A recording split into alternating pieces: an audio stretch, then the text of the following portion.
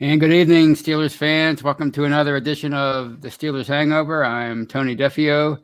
He is Shannon White, and he, all the way at the bottom, is Bryan Anthony Davis. What's going on, guys? Hey, guys. Great to be here, Tony. Me too.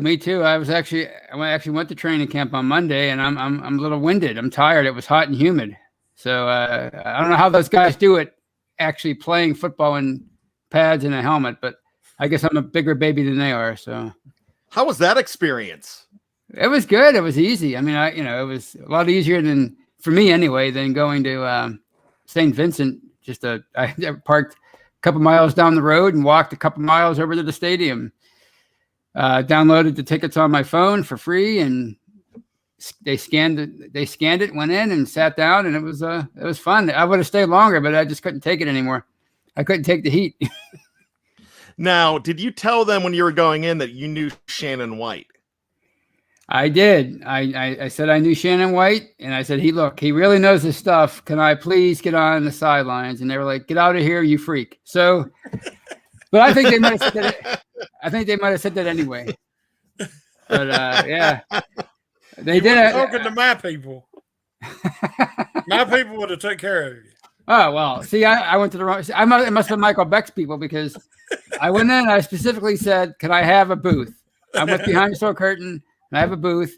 I don't want anybody bothering me." And they were like, "No, that's reserved for Michael Beck when he comes to town." So what are you going to do? Michael Beck's becoming big time. I got to tell you. And I know. The great thing about Beck is that he is still so even keel, but Sports Illustrated was running a post the other day, and then I see a couple quotes from Beck on there from tweets, and see his little face and the red hair and the beard. I'm like, that's our boy. Yeah. Speaking of stock trending up, seriously. Yeah. So yeah. Well, I tell you, you know what else? You know what other stock is trending up, Tony? You're not doing it, but Mr. White, can you just show us your shirt, please? Pirates. Yeah. Guess who else is wearing the P today? Yeah, look there. Yeah. So we're representing the Buccos. How about that? I wore my. I believe in the process. There you go. Me too. I believe. That's the only way you can I don't know if it, I do, but I'm still walking the plank with them, so I guess I'm okay.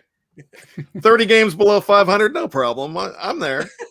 You gotta hit rock bottom before you can go back up. That's what I say. And I wore my Clemente hat to the stadium today. So there you go.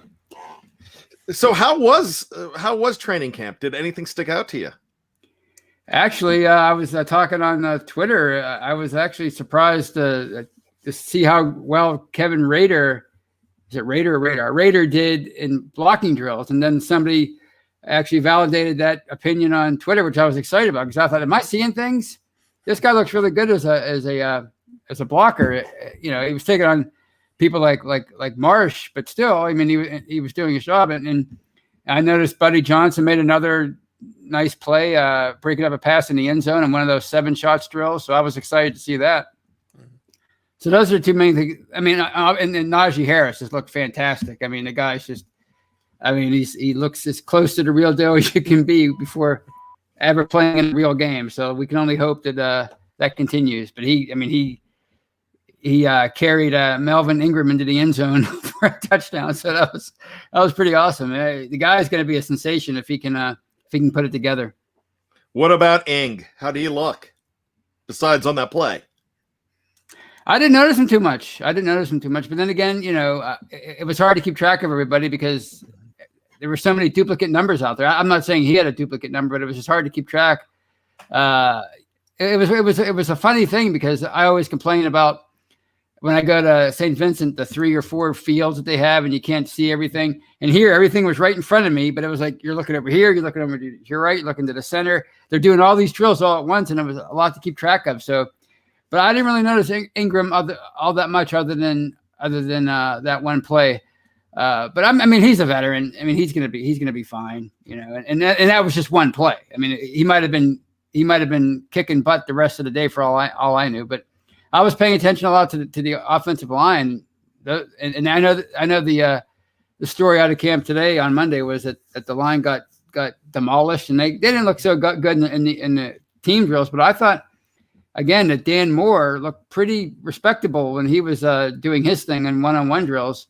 So maybe, who knows? Maybe he could be the new Kevin Dotson of 2021. Well, can Kevin Dotson be the Kevin Dotson of 2021? And that's something we're going to talk about. But you know what? We didn't do a good job of welcoming our man Shannon White. So let's say hello to Shannon and give him a big virtual hug. What's up, Shannon? Hey guys. Yeah, I was listening to Tony, and a lot of what he was saying was the same thing I was hearing out of reports today. Other eyewitness reports out of camp, and they said the offense, they struggled, especially in the line, like Tony was saying. But they should. The Steelers got an incredible pass rush. They had Ingram, and with all these new guys, young guys, and new faces, right now the defense should be owning them, and I think they are doing pretty good at it. Yeah, it's a good point, because that could be the best group on their team is their defensive line, and especially we know how good their front seven's been since 2017. So I mean, a line that's brand new and struggling and trying to find cohesion, they're going to struggle against. I mean, I don't think we realize just how good people like Cam Hayward and Stephon Tuitt really are. They're just Cam Hayward. He's among the best defensive linemen in the entire NFL. So you're going to struggle against those guys. If the offense was, doing better and dominating right now, I would be worried. Right. That would not be a good sign. So we're the name of the show, Tony, is what? We're doing I can never see the full title, but I know we're doing stock up, stock down tonight, right? On individual Pittsburgh Steelers, whose stock is up and whose stock is down. Taking stock in the you Pittsburgh came up Steelers. With the title. Yeah, I know. But you know me, I'm taking stock in the Pittsburgh Steelers after the Hall of Fame game. Whose stock is on the rise and whose has plummeted. So that's what we're going to talk about tonight. We're going to focus on individual players, units. We're just going to have a lot of fun with it. So you want me to start with a name? I can start with a name. I'm going to give you an easy one. And I'll start with Shannon White. Alex Highsmith, stock up, stock down. Surprise me. No, it ain't gonna be a surprise. I've been on that train for a long time. He's looked incredible. As I've wrote in the article, he looks, he's put on a lot of upper body mass, especially in the arms, but he looks leaner too. Yeah. You can tell he's got better explosion and his functional strength, but he's sitting that edge. He's ragdolling more. At the beginning, he was just ragdolling him and anybody else they put in front of him. So if you had a weakness, that would have been it last year, needing to get stronger. And he worked hard. You could just tell in the offseason. And I believe he's the next in superstar edge player for the Steelers. And, I think he's way past more advanced at this second year of his career than Dupree was. Right. I'm just really excited to see what he's going to do this year. I'm setting a minimum of 10 sacks. I think he's going to get double digits this year. That would be great. And to your point, as far as setting the edge, I was actually, I had my eyes trained on the field and this woman came up to me and said, "Could you find number 23?" And she wanted me to find Hayden. I couldn't find him anywhere. And as I'm trying to find Hayden, I think she might've been a family member of Joe Hayden because they were all wearing Hayden shirts. Mm-hmm. But as I was looking, I missed Highsmith blow somebody up in the backfield. I mean, I don't know who he hit because I didn't see the play, but he was doing the not in my house thing with his arm. So that's another example. But what about you, Brian? What do you think about Alex Highsmith after Thursday and so far with what you've heard in camp? Second year jump is absolutely phenomenal to me with the way he looks so far. And, I am getting a kind of Lamar Woodley vibe out of him. Now, he's not as big, but he's a big man.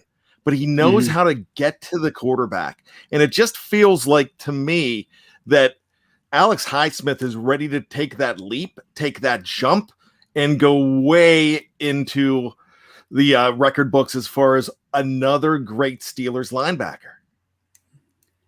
Yeah, I couldn't agree more. And I mean, and that's the thing. That's why, I was confident in him, is because that's what they've always done in the past. They've always drafted a guy and groomed them for a year or two, and then let him loose when the other guy left as a free agent. That's what they've been doing for 30 some years. I mean, look at how many great linebackers have replaced other great linebackers on this team. I mean, you talk about receivers. That's been since like 2010, but the linebackers that's been going on since the 70s. So I'm pretty confident in Alex Highsmith. All right, so let's go to another name, a more controversial name. What do you think about Dwayne Haskins after one game and a couple weeks of training camp? I'll start with you, Brian. Stock up, stock down. I have to actually say stock down, because there was a lot of excitement. A lot of people were talking about Dwayne Haskins and how he was looking great in camp. Now, was he terrible in the preseason game? No. But I don't think that he set his career on the path that we were hoping that he would in the first preseason game. Now, that does not mean that he is not going to still compete for that number 2 position. He still has plenty of talent, and I'm really hoping to see so much more against Philadelphia. I would love to see him get the start. I'm really hoping Mason Rudolph does not get the start against Philadelphia.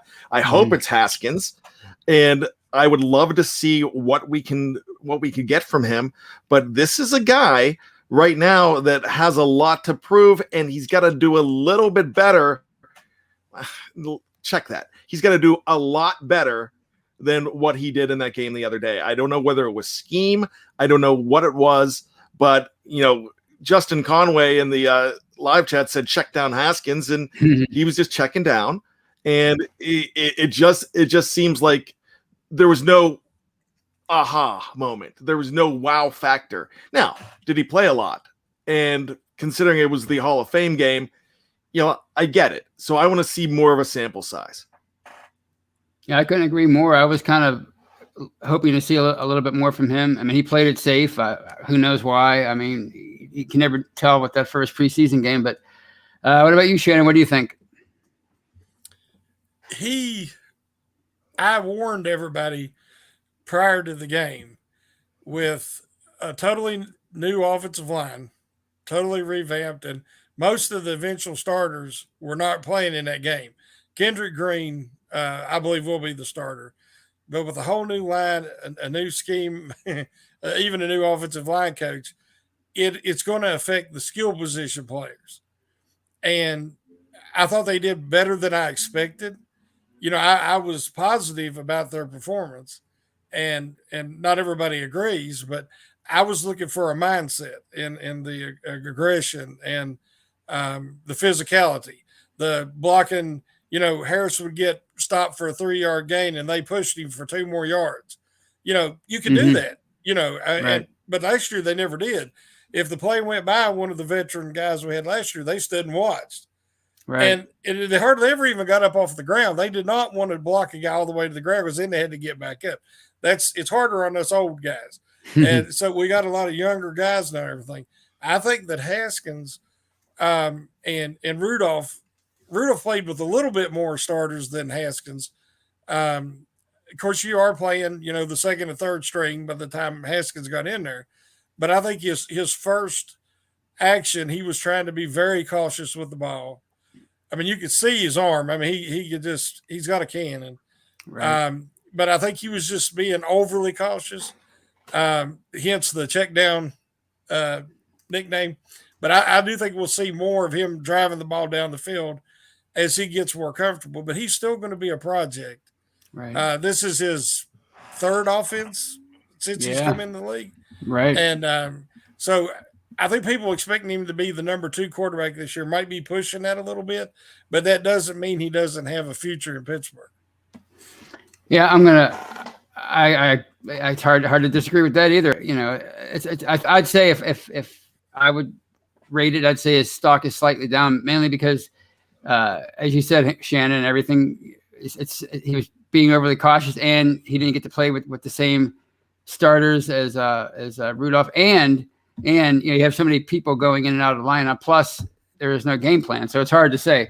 But like you said, Brian, if this is a true competition for the number 2 spot, he should start against the Eagles. So I'm anxious to see if he does get the start on Thursday and if they unleash him a little bit.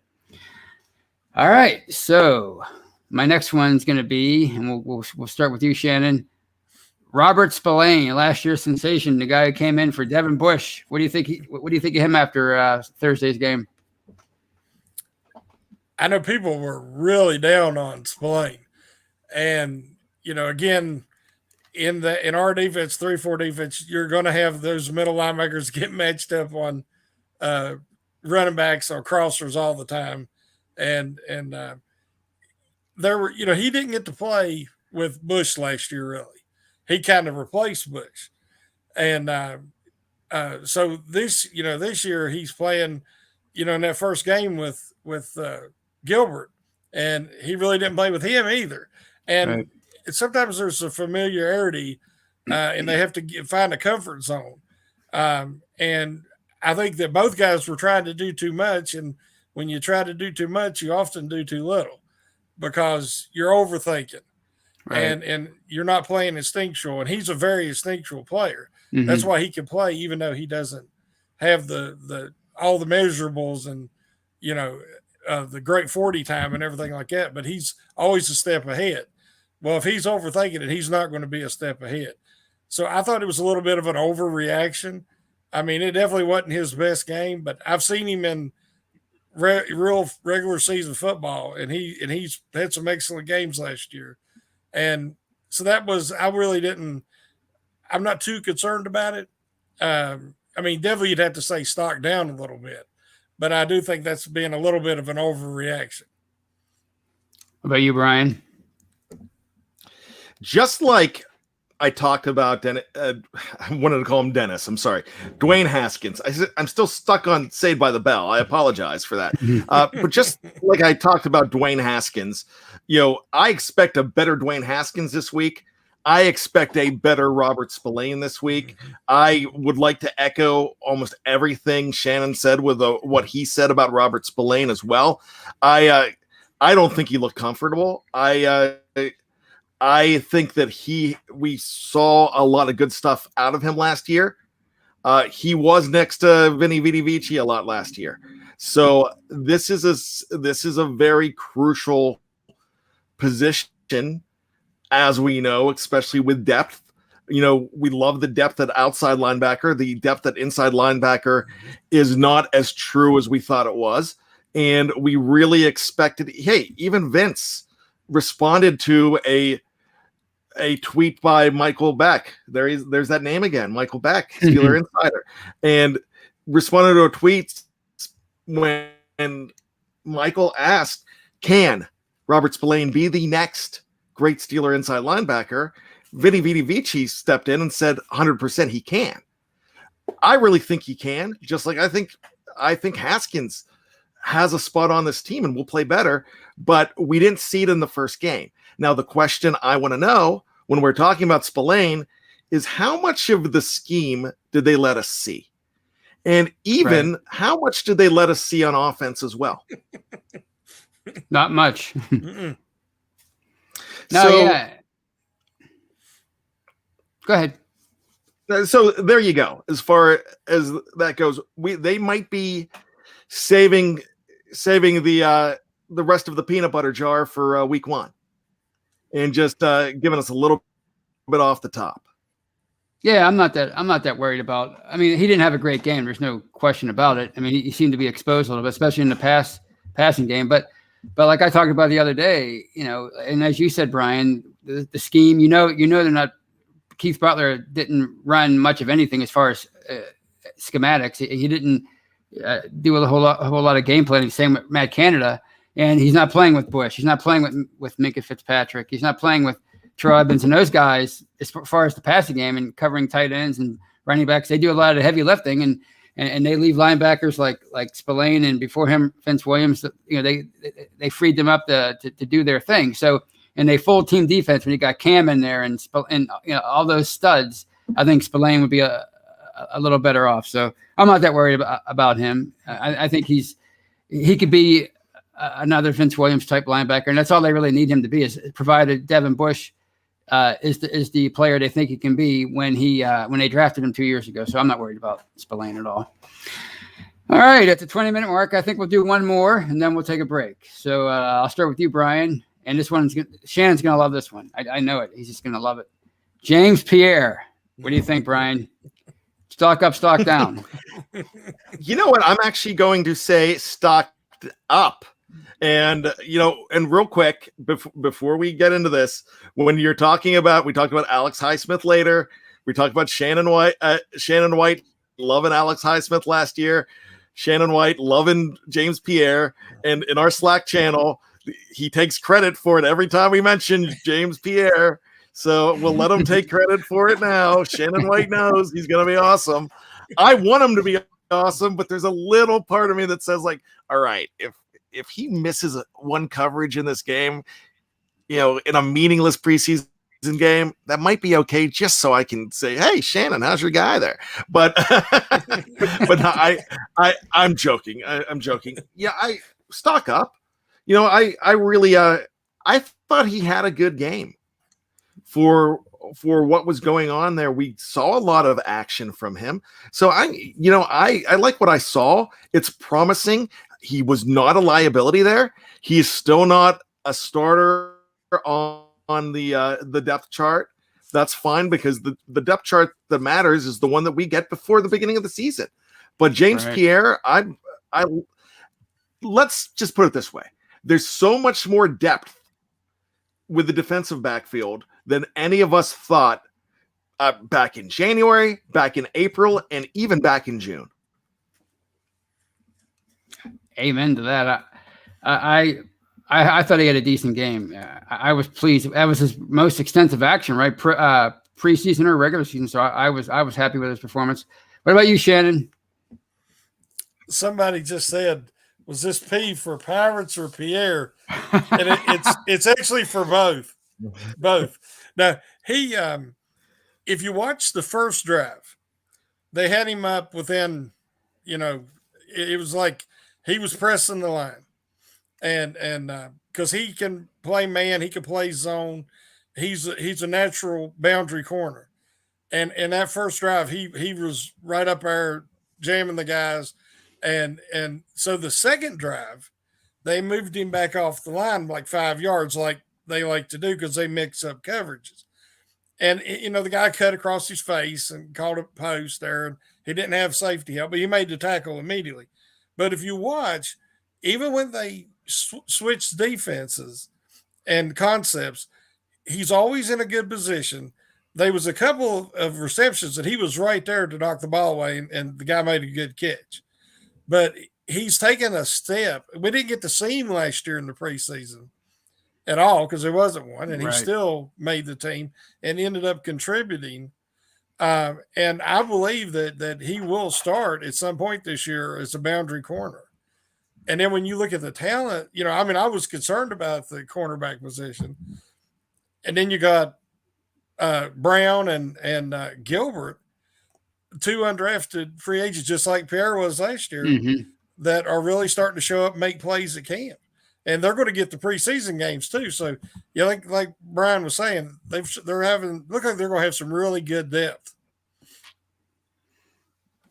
Yeah, I agree. And as BMW said, Gilbert did flash on Thursday, made some plays, and on Monday at training camp, he broke up a pass in the end zone in one of those 7-shot drills. So, you got to develop these. You can't just get all your you can't address all your needs with premium draft picks. You have to find undrafted free agents, guys off the scrap heap, project type players, and develop them. That's what the good coaches do. So there are a lot of people excited about Gilbert and Shakur Brown. So it might be a lot of tougher decisions on the final roster when it comes to the secondary might be tougher than we thought going into camp. So that's exciting.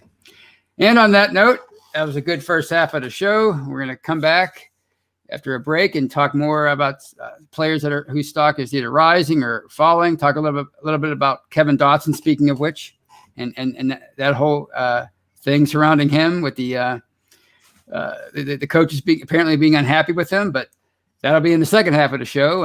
If you're watching live on YouTube or Facebook, don't go anywhere. We're going to come right back. If you're listening on an audio platform, please download part 2 of this episode of the Steelers Hangover.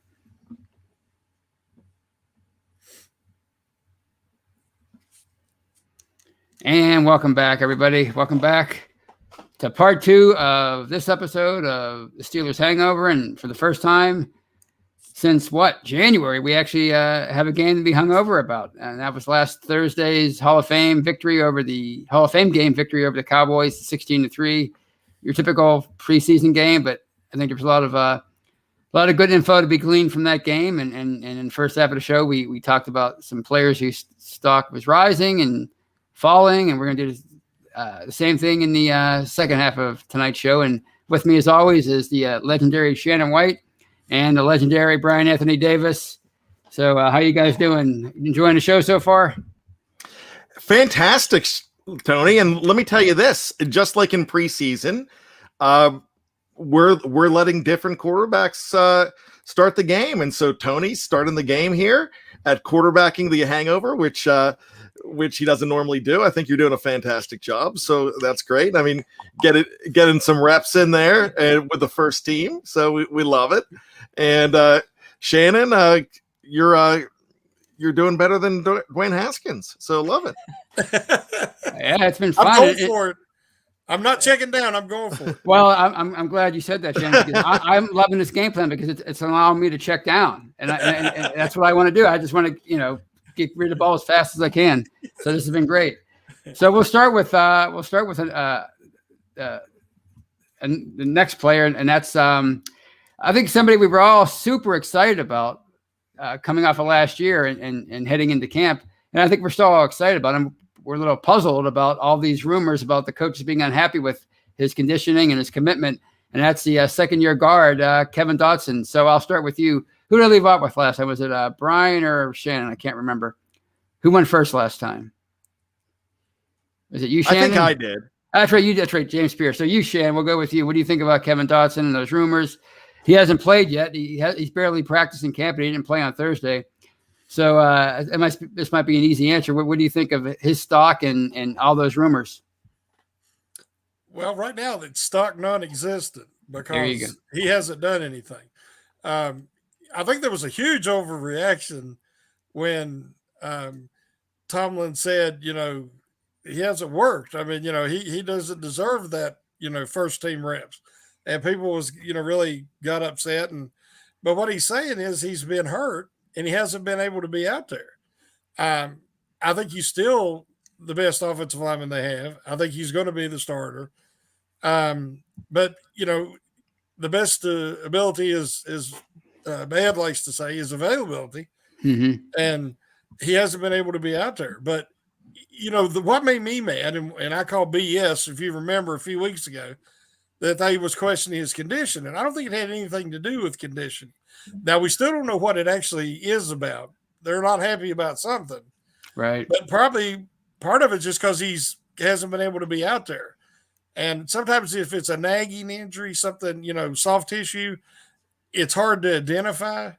They went through it with DeCastro last year. But I'm not as concerned with Dotson. It's because Dotson's so much younger. Right. The nagging injuries, the older you get, it takes longer to heal. It's easier to get re-injured. So, but I'm excited to see Dotson back out there. But it has give Coward a chance to get all these reps. And I thought he looked good in the preseason game. We know he's a powerful run blocker. And so the only thing I think Dotson's going to be fine, but it's definitely giving Coward a chance to prove himself and step up. And, it might benefit the Steelers later on in the season. Yeah, I agree. It's stock non-existent, and when you see this stuff in quotes, it seems more damning than it actually is. Like when I saw the Tomlin quote from, I forget who eventually put it out there, but on Twitter, but it looked damning. But then when you look into it, it's just like he's saying, look, this guy is a second-year guy. He hasn't worked. That's why he's not getting first-team reps. It's as simple as that. Tomlin, he doesn't usually he doesn't usually mince words when it comes to rookies. So I'm not really worried about that at all. What about you, Brian? Well, first of all, wow, the live chat's really weighing in on this one with Kevin Dotson. They're almost split on this. But what I'm going to say about Kevin Dotson here is I'm going to kind of slightly disagree with you guys. And I'm going to say stock not down. I'm just going to say stock stable. And that might sound crazy to a lot of people, but I don't think he is in any danger. When the new depth chart came out today, he's still number 1 on the depth chart at that guard position. So he's still there. They're expecting him to get healthy. I think this is going to add – look at all the fire that came out of him when those rumors came out and they showed him working out, wearing a Pittsburgh Pirates jersey, by the way. Or a Pittsburgh Pirates t-shirt when he was doing it. But I really think that that if he's hurt, I'm not ready to downgrade his stock. I think he's going to be there when we need him to be there. But there's some people saying that, hey, if he's ready, if he's not ready, that they're going to bring more guards in. And they brought Malcolm Pridgeon in today, formerly of the Cleveland Browns, who they cut when he was leaving out because of COVID. So they're going to be bringing some guys in to get reps, because might as well have guys get reps. But I don't think he's in any danger. I do have to bring this up because there's a lot of rumors about him. And our house band, one of my all-time favorites, Cherry Cherry Band. The only rumors I like are from Fleetwood Mac. I'm going to see your rumors from Fleetwood Mac, and I'm going to raise you a 1986 Timex Social Club and Rumors, if you remember that one, Jerry Cherry. Wow. That's I didn't see that one. See, that's why it's not as easy to host as I thought. With you get to keep track of the co-host and you get to keep track of the live chat. So this is a good learning experience for me. But yeah, that's a good one. I'm sorry I missed it. That's a good quote from Jerry Cherry. That's why he's a musical genius. But hey, Tony. Yes, sir. I did want to mention, because somebody was mentioning about why did they bring in more guards? Well, it's just like they brought in another running back. I can't remember the guy's name. And they've had receivers come and go. Is because at camp, you got to have camp bodies. You've got to do so many reps, and you don't want to wear out your starters and your guys that you're counting on. And so, especially for the situation that he hasn't been able to be in there, Dotson, and the guys, like I said, Coward, and you got Finney. Now, Finney, to me, if they're bringing guards in, says more about Finney to me than it does Dotson or Coward, or because Finney is not a given to make this team. I don't believe. I like him. He was proven depth in the past, but he was nowhere near the same player for 2 teams last year.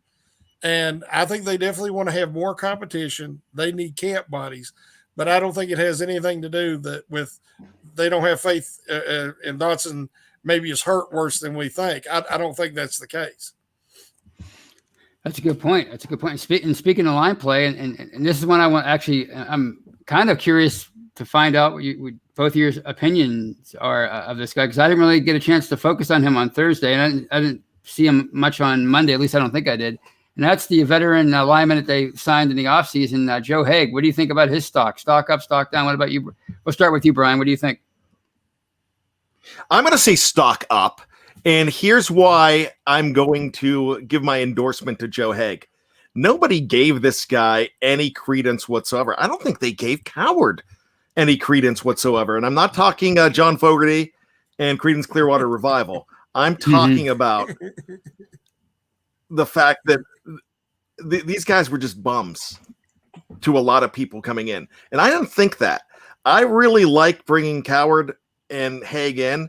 I don't know if there's a spot for both of them. There very well could be, but did he do anything that made you go, ugh? I actually thought the line was pretty decent for what they were doing. Now, there was that 1 4-yard loss by Najee Harris that was the line, but I got to tell you, they were getting push. I like what I saw from Kendrick Green, but I had no problem with Joe Haig, Coward, and even Finney. I did not think that was a bad performance. And what did it scream from me? It screamed, what did it scream to me? It screamed Adrian Clem. He's putting his stamp on this offensive line, and they're getting nasty, and they're getting focused. And if you have a backup like that, like a Joe Haig, that's not a bad backup to have. I've seen other backups like Barrett Brooks and Jonathan Scott in the past where I was like, whoa, this guy could be a whole heck of a lot better. Yeah, I actually was. I'm not gonna say I was excited about Joe Haig, but I was pleased with that signing. I thought he had a chance to be like a cheaper version of Matt Filer, maybe not a starter, but somebody who could be versatile and play guard and tackle, which is what they described him as. So I wasn't that worried about him coming in. I was just curious to see what you thought of him after training, because I didn't really get a chance to watch him. So that's got some good stuff, Brian. What about you, Shannon? What do you think? Yeah, Haig was a very solid player for the Colts, and he fit their scheme. And I think I talked about this a little last week, but Tampa, he didn't. And of course, Tampa was in a similar situation that we are this year, with a lot of new guys and relying on a rookie at tackle there. And so as they were gelling and improving as the season went along, when Haig did have to play, it was a huge drop off. He had a bad year, but last year with the COVID and I don't care what sport it was, like Brian Reynolds in baseball, the dude could fall out of bed and hit 300, right. And he didn't look the same last year. But he's a creature of habit. He's focuses on detail, and so that was, you couldn't do that last year because there was so much going on, and guys like Haig might have been affected as well. So he may be coming to Pittsburgh. They might be a better fit for him, and like you said, he could be quality depth. I thought he looked decent. He wasn't a turnstile. He didn't get blown up. Now they're talking about it at camp. He had a bad day today, and he's having some struggles. But again, when you look at the talent that he's going up against, it doesn't necessarily shock me or concern me that much. For what they've got invested in him, I'm hoping he can be a reliable backup. Some guys are not meant to be starters, but they can be very valuable as backups, and I think he's one of them. Yeah, if that line can gel and he can make the team as a backup, as a veteran backup, and provide some insurance as a tackle, maybe a fill-in for a game or two for injury or guard, I think they'll be better off rather than being a starter.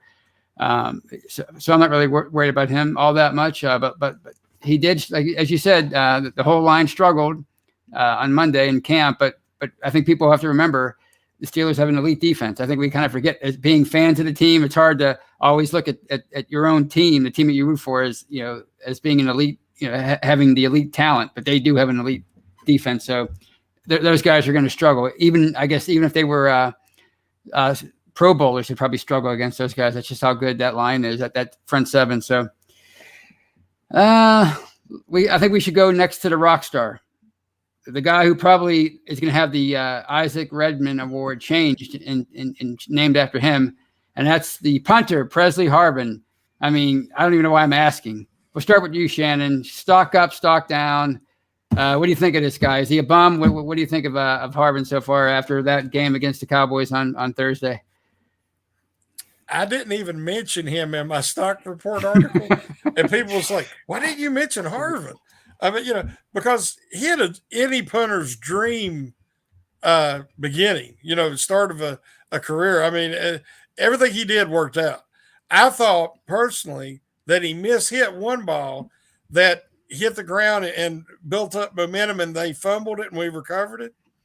And everybody was like, oh, he created that fumble. He created the fumble. I thought it was a mishit.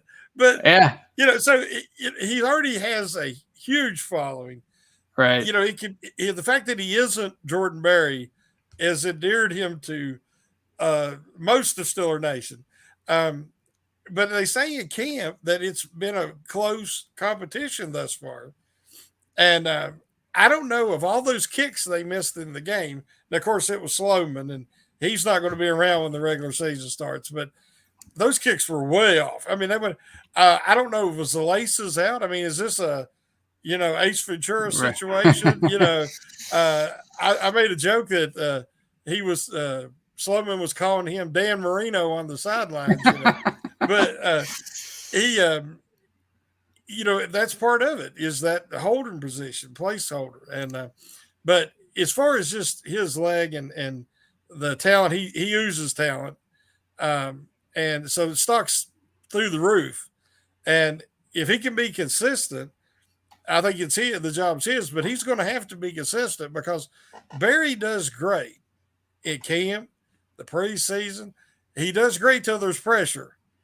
And when the Steelers really need a big kick to get out of their end of the field, that's when he hits it and he shakes one. So as far as just, he's not shying away, and he ain't giving him the position, that's for sure.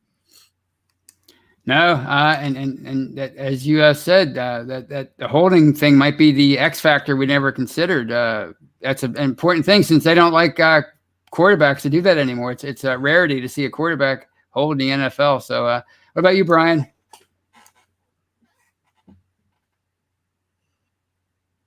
Well, absolutely, Shannon White, you are spot on as far as that goes when you're talking about Jordan Berry, because they're talking about him having a great camp, but the Steelers really need to remember past events and remember exactly what you get, and you do not get a complete 16 and now this year 17 games out of Jordan Berry, and it's going to take a lot. It's going to take a significant drop off for the Presley Harvin III hype to go down, because I would think that if he gets cut, he's not making a practice squad. He will not be kept on the Steelers practice squad. Someone's going to snap this guy up. Right. Already, because that was a nationally televised game and people were talking about him, and I would be really shocked if he does not win this job. He would have to have 3 terrible games. If he's consistent, that's fine. If he's average, that's fine. But if he's terribly, Jordan Berry bandwagon, but that bandwagon is still, I mean, with the exception of anybody that doesn't like Jeff Hartman, everybody is on the Presley Harvin III bandwagon, because you just have to disagree with Jeff to be on the Berry bandwagon right now. But he's a fighter. Jeff calls him the Weasel for a reason, because he keeps on coming back. It reminds me of Rocky 2, when they say to him, "I saw you been beat before, and the man keeps coming back. He's just no good for us, baby. He's just no good for us." When Duke says that to Apollo, I'm like, yes. And I'm thinking about that now with Jordan Berry. Let's go. I'm on the Presley Harvin bandwagon, and I think he's fantastic. So stock, to quote Wes and everybody else, stock way up. Woo! We even had a stock emoji. Whoa, my ceiling cracked. That's how fast the stock has risen.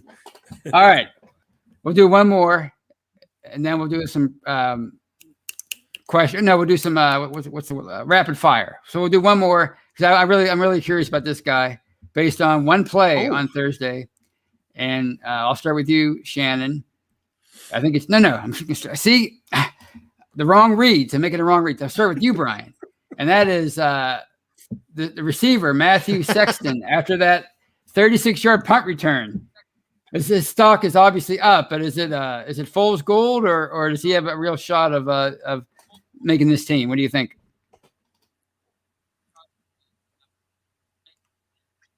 It is not fool's gold, and it is stock up because they have been talking about this guy when they were talking about Isaiah McCoy and they were talking about Rico Suave, Rico Bussey. When they were talking about Bussey, you know, they were saying there were people inside the organization says, yeah, you're talking about these guys, but hey, there's Matthew Sexton here too. So, I mean, we do. Wes, I agree with you. Need to see more from him, but game one stock is up. I agree with you completely on that because we definitely need to see more. He's got to keep on impressing because there is a lot of competition there. Now, I'm going to throw in another name that I just mentioned, Rico Bussey. I think stock's down because everybody was ready to say that he's the one that's going to break through on the roster. And we didn't see anything from him in that game. So what we saw of Matthew Sexton, which, you know, they threw to him in the end zone too. And he, I thought that he looked pretty good being out there. Of course, he was a third and fourth quarter action, but that's a guy to look at and to really consider and take seriously. Okay, interesting. I kind of wrote him off. Maybe I should rethink that assessment. What about you, Shannon? Sexton looked really good on that punt return because, you know, he has incredible burst, 4.34 or something speed. He's undersized, but so's Ray McLeod. That's who I think he's mainly competing against as far as for the punt return position because both guys, due to their speed, can be used in those sweeps and you know, get them in the slot and get them in mismatches. Of course, they can do that with Anthony McFarland as well. But you got Tyler, I think it's Tyler Simmons, that caught the touchdown in the Hall of Fame game. Yeah. And, you know, somebody said, well, we didn't see anything from Rico Bussey. He got one target. And, you know, that's one play. Sexton made one play. I think Washington got two targets, you know, and he wasn't too happy about it. But if you look at that depth chart and the amount of talent, you know, that they have at that, you know, they brought in the receivers. Cody White ain't even seen the field yet. And they really want to look at him. Johnson, you know, he's a bigger receiver. It's something how they are. They can just find these guys, these hidden gems. And Sexton has the potential to be that, especially with that speed. You know, you want that breakaway speed if he fills other needs too. And he definitely has it. So, you know, he did make that punt return. And I mean, so you have to say stock up. But, you know, I'd like to see a little bit more, definitely. Yeah, me too. It's so funny how life is in the NFL is for when a fringe roster player. And that's, you know, even though he had a great year last year as a punt returner, he really came on after making the team, Ray McLeod. When you're one of the bottom 53 players, I mean, there's always somebody that's coming for your job. And I mean, all it could take is a few great weeks of training camp from Sexton and a few plays in the preseason, and all of a sudden Mike Tomlin and company are going, maybe this is the guy we're gonna go with. Maybe he has a more upside than Ray, and we're gonna go with him. So those are very good points. So now we'll do some rapid fire up, stock down to round out the show. And I'll start with you, Bryan, and that would be Buddy Johnson. Stock up. Shannon? Way up. All right. That's what I like to hear. I'm starting to he's starting to grow on me. So I'm glad to hear that. Mason Rudolph. Shannon. I can't give you the answer because it's rapid fire. So I'm gonna say even. Bryan?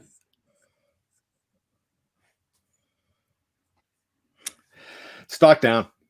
Ooh, yeah, I kind of figured it would be that way. All right. Kendrick Green, Bryan. Stock up. Shannon? Way up.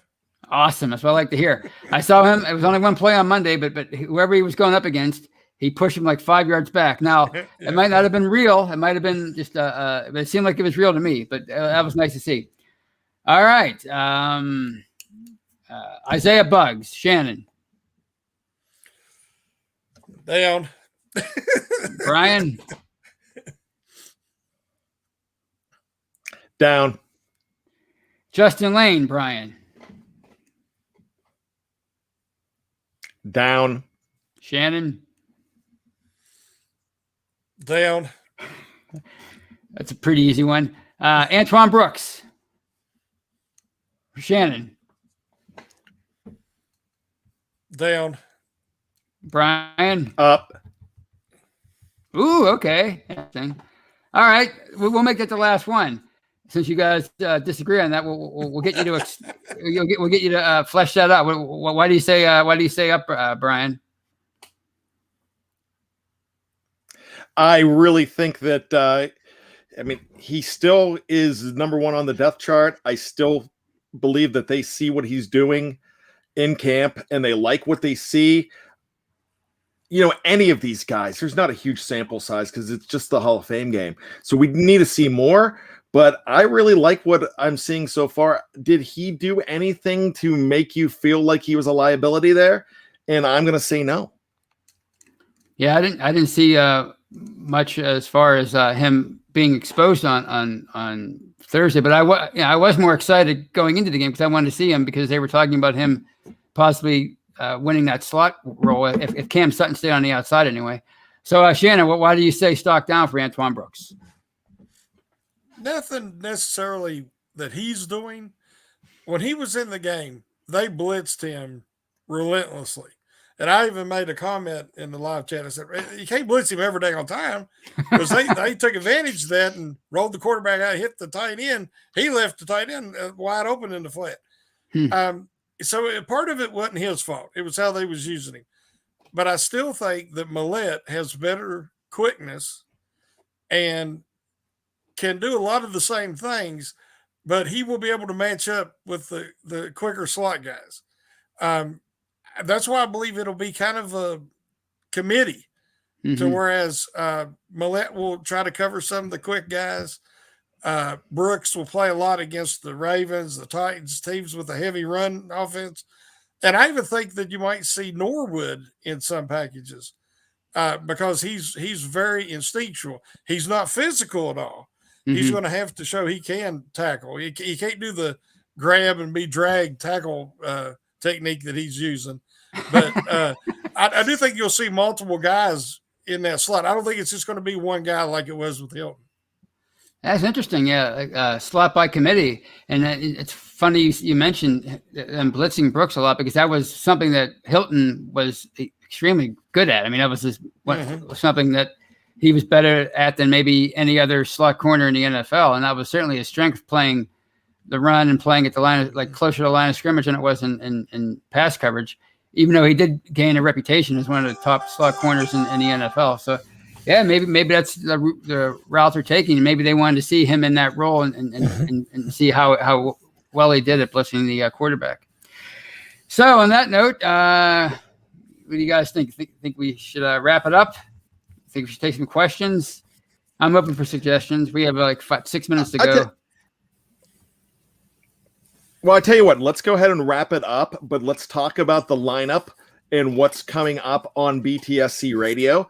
Now, if you listened yesterday and saw on YouTube last night, the Scobro Show was on once again, and that the reason being is it's another Thursday game. So what happens? That kind of takes everything and blows our lineup out of the water, and we've got to make some changes, and it's our preseason too. So you're going to see the Steelers preview again tomorrow night. But make sure you don't miss at 5 a.m. tomorrow morning. You're going to have Michael Beck, and you're going to have the live mic. Then at noon, we're going to be debuting another new show. You know, we've been debuting new shows. If you haven't had a chance to catch the Fantasy Football Fix on Wednesdays, that'll be out again. If you haven't had a chance to check out the Power Half Hour on Saturdays, that will be out again, but a new one for Tuesdays. So as we continue with our fall lineup, on the Steelers cutting room floor, Mr. Jeffrey Benedict, and nobody breaks down game plans and breaks down play like Jeffrey. So I'm excited to hear that audio show. That will be debuting tomorrow as well.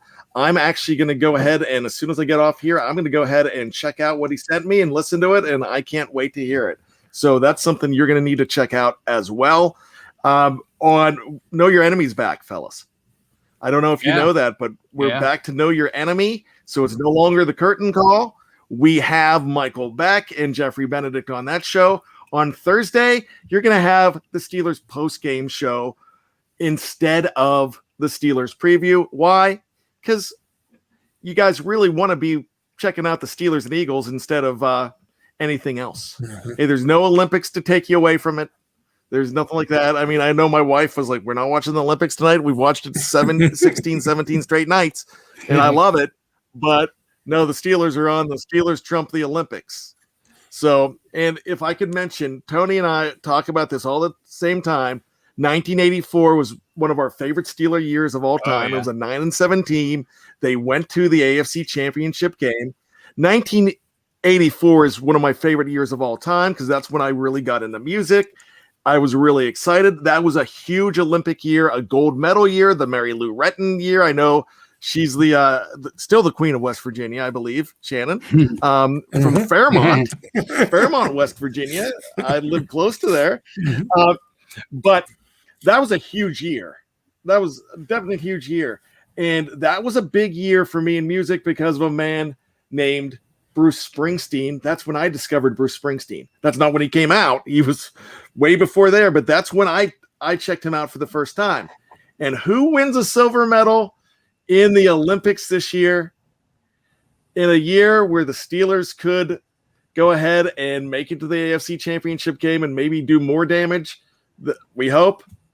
Bruce Springsteen's daughter, Jessica Springsteen, wins an equestrian horse jumping silver medal. Almost won the gold. They had a jump off. So I had to bring that up. You didn't? No, yeah. That is the boss's daughter. I had no idea. Wow. That's amazing. So, I hope there you go.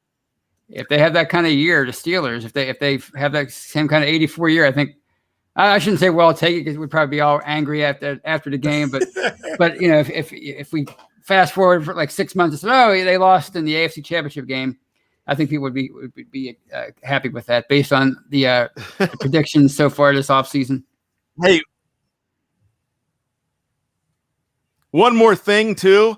They're looking for a new host of Jeopardy. It is not going to be my man Jerry Cherry, because with questions like this, what Van Halen album came out in 1984, that would be really bad on Jeopardy. So I don't think that Jerry Cherry is going to get that spot whatsoever to replace Alex Trebek, because if you don't know the answer to that, it's in the question.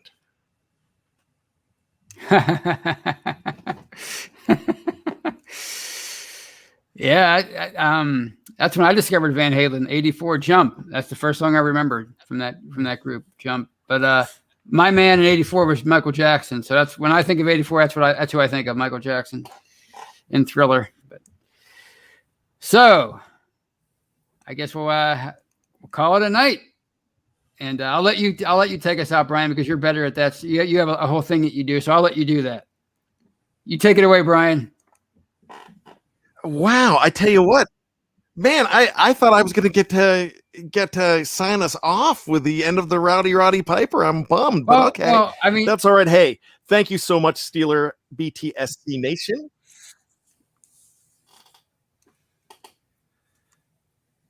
And I got to tell you, I'm having trouble tonight with the lag, so I do apologize. That's another reason why Tony is hosting the show, so I do apologize for the lag.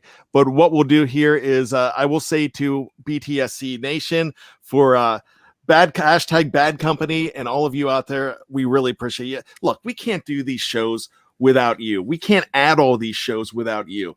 You make it possible. You are our muses. You're the reason we do these shows. So thank you so much. And this is a labor of love for us. It's not even work. We enjoy this. So thank you so much. So we ask you to do 3 things, and it's really simple. Tony, put up the numbers for me, my man. Let's say 1. Number 1, be safe. Number 2, be true to yourself. And number 3, always be behind the steel curtain. And all right, to quote the great Rowdy Roddy Piper, just when you think you got all the answers, we keep changing the questions. Woo! Nice.